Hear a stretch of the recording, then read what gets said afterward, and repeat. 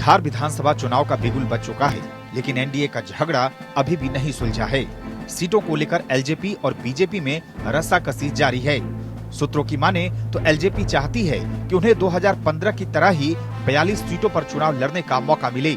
उनकी दलील है कि 2014 में उनकी पार्टी ने 7 लोकसभा सीटों पर चुनाव लड़ा था, तो उन्हें 1 लोकसभा सीट के अनुपात से 6 विधानसभा सीट मिली थी।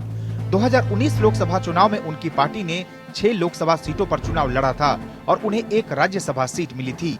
इस लिहाज से एलजेपी को इस चुनाव में भी 42 सीटें मिलनी चाहिए। लेकिन उधर बीजेपी किसी भी सूरत में एलजेपी के इस मांग को मानने के मूड में नहीं है। अब एलजेपी अध्यक्ष चिराग पासवान ने बीजेपी के सामने नया फॉर्मूला पेश किया है।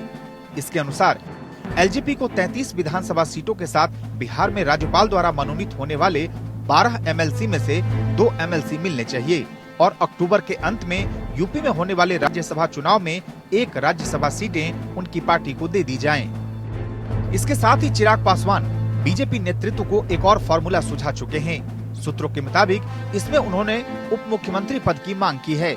इसके मुताबिक अगर उन्हें राज्यसभा की सीट नहीं मिले तो बिहार चुनाव से पहले सीटों की घोषणा के साथ साथ ये भी घोषणा की जाए कि अगर बिहार में एनडीए की सरकार बनती है तो बीजेपी के साथ साथ एलजेपी से चिराग पासवान भी उप मुख्यमंत्री बनाए जाएंगे।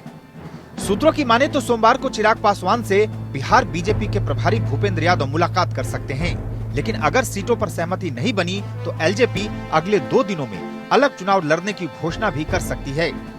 हालांकि एनडीए से अलग होना एलजेपी के लिए भी आसान नहीं होगा।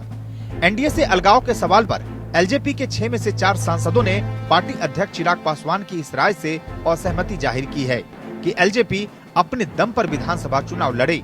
इसमें चिराग के चाचा और सांसद पशुपति कुमार पारस भी शामिल हैं। Bureau report.